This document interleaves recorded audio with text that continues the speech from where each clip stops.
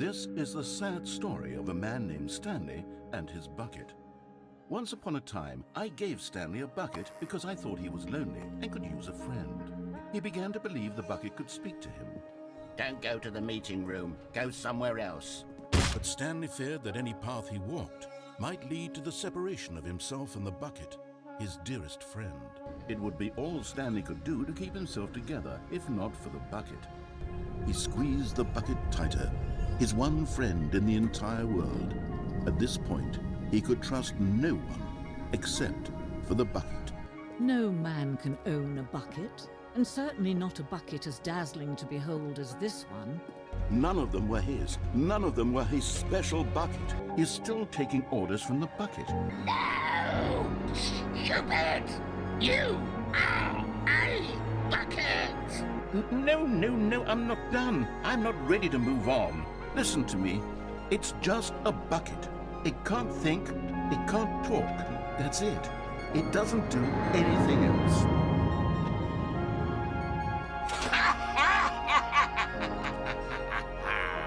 Can you feel it? Stanley can't leave this place, not while he has such a precious bucket in his arms.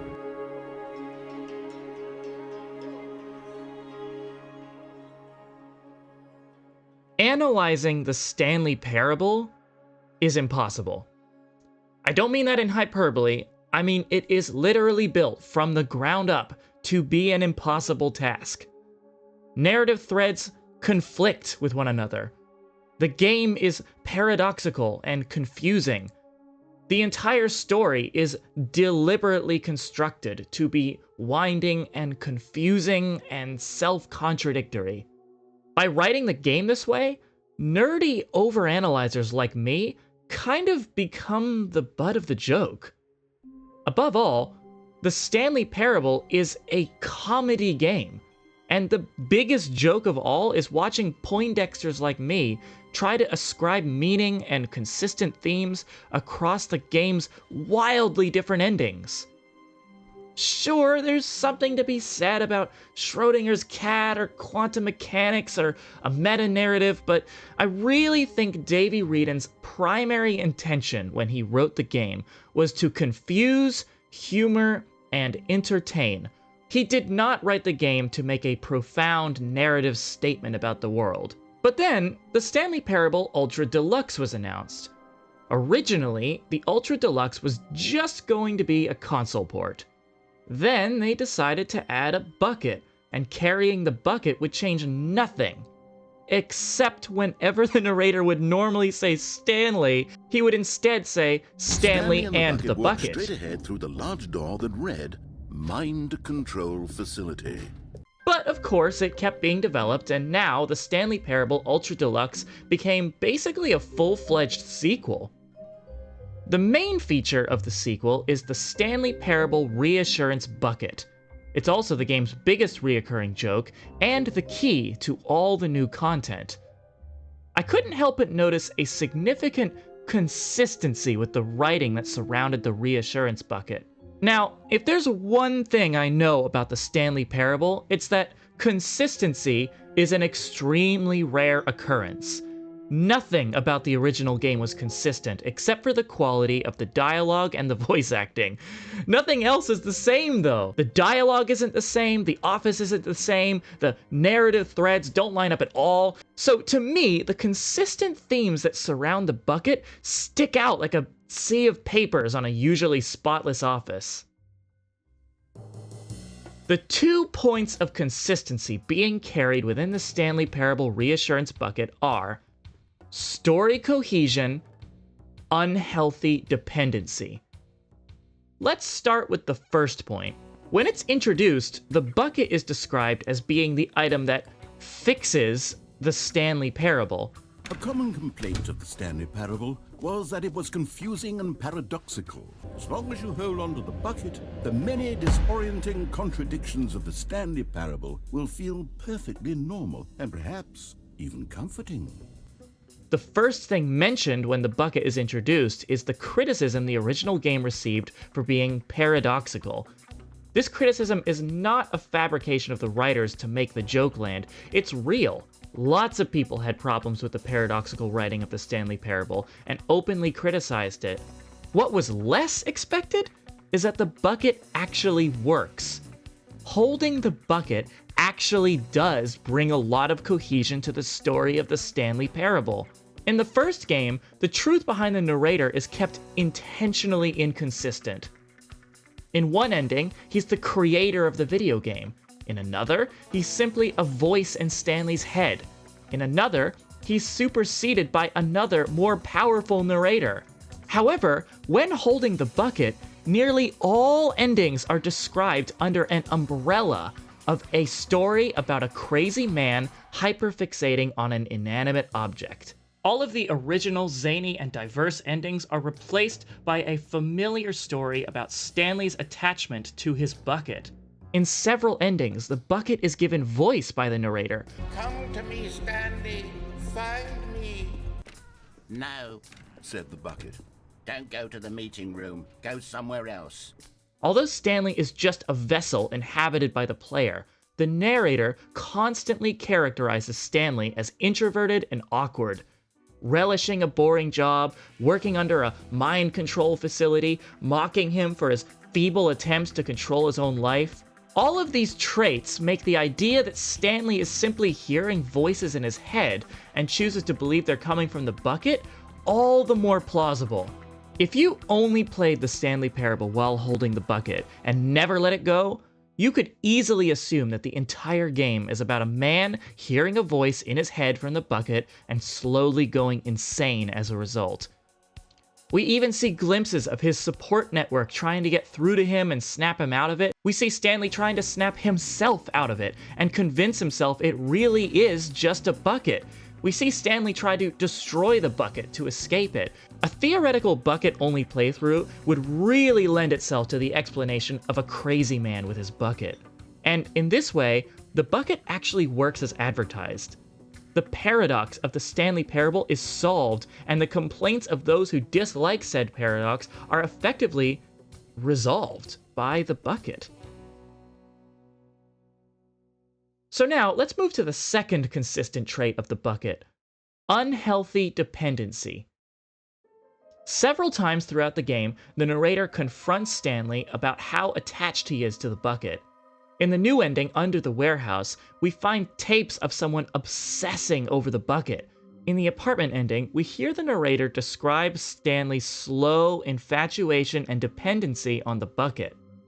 And in my personal favorite ending, we see the narrator hold an intervention for the player, trying to get him off the bucket. Now, of course, every player is going to bring the bucket everywhere. Only one playthrough without the bucket is required for it to become clear that the vast majority of the new content in the game is only going to be found while holding the bucket. However, I want to combine this theme of unhealthy dependency with the aforementioned theme of the story's cohesion granted via the bucket.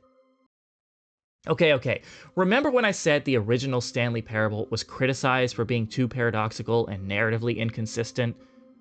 I believe the bucket to be a criticism of that criticism.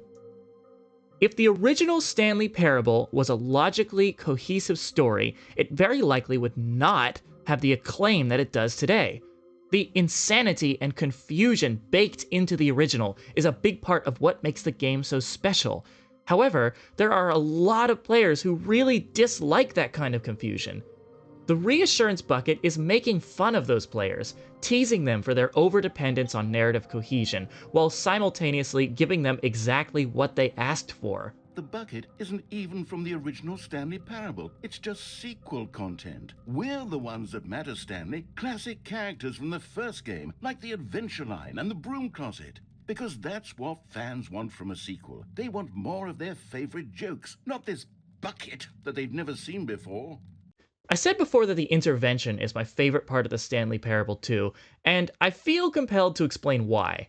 While I believe the bucket to be a criticism of the game's criticism, I feel that Davey Wreden actually takes it a step further by trying to characterize his critics. Wreden does have a bit of a history when doing this. Infamously, he received a highly critical email from a man named Raphael, who played the Stanley Parable back when it was just a demo. In his email, Raphael comes off as oddly closed-minded, dependent on narrative cohesion, and even sexist. In response, Wreden created a trailer for the Raphael Parable, scathingly poking fun at every single aspect of Raphael's criticism. It's a pretty funny trailer, and I feel like Raphael is the exact kind of player Wreden had in mind when writing the narrative of the Reassurance Bucket. It was all just in Stanley's head. I bet that's the kind of twist you think is revelatory. Similar to the Raphael Parable, I feel like the intervention is criticizing the Raphaels of the world for sticking inside their comfort zone so dependently. Wreden, through the narrator, questions if it's actually new original content we want, or rehashing of the same jokes. The whole culture of sequels is based around society's fixation on staying within your comfort zone. We all want more of the things we love, and we're all afraid of change, which is what makes sequels so popular. New ideas are dangerous to me, and they can lead to early aging. Anyone who has invested themselves into a heavily sequeled fandom will be familiar with this line of thinking. It's really common to hear from people who have been around since the first iteration of a project and hate the new releases for not being close enough to the original. It's The Legend of Korra, it's Halo Reach, it's Risk of Rain 2, it's The Hunger Games later movies, it's Super Smash Bros., Overwatch 2. Obviously, some of these examples are more justified than others, but experiencing a sequel that offers any kind of change from the original is inevitably going to attract people claiming that said changes hurt the franchise and that they should have stuck to the original. More of the same, less of the new. The Stanley Parable 2 links this mindset to that of your average Raphael. It points out that the differences between a sequel and its original, whether they are good or bad, are always important. More of the same is what everyone thinks they want, but the cases where this is a recipe for success are vanishingly few. And ultimately, there is no way to discover what can be better if we reject the concept of discovery in the first place. The epilogue to the game highlights this point even further, allowing you to sequelize the Stanley Parable as much as you want. You can make the Stanley Parable 3, 4, 5, 6 every time you launch the game, making a new Stanley Parable, but the contents within will never be altered. It's the unideal sequel. More of the same. It's exactly what so many people claim they want. And yet, most players will likely never get past the Stanley Parable 3 or 4. The quality of the changes a sequel makes are microscopically important compared to the existence of those changes in the first place.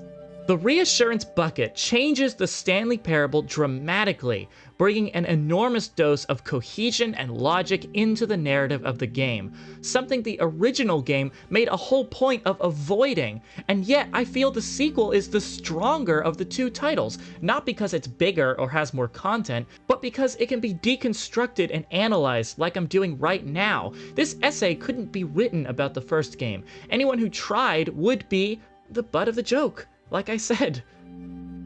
So, is it bad that with the addition of a sequel, suddenly I can write about the Stanley Parable deconstructively? If we never tried, we would never know.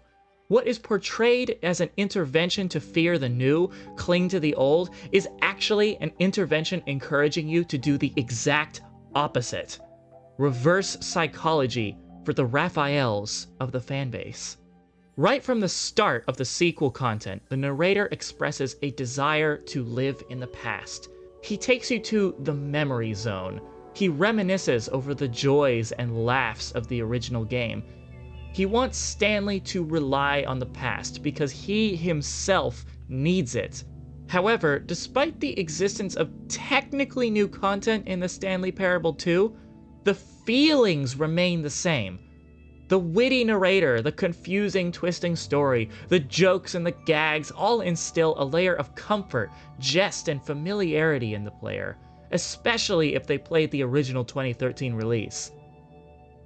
In the "Is this a bucket" ending, the narrator deletes all buckets from the Stanley Parable, only to find that nothing remains. Was everything a bucket? Every single thing in the game was a bucket. Everything, in fact, was a bucket. And if we are to believe that the bucket represents the comfort and support of the familiar and understandable, then this ending actually makes a lot more sense. Because under that definition, everything was a bucket, after all.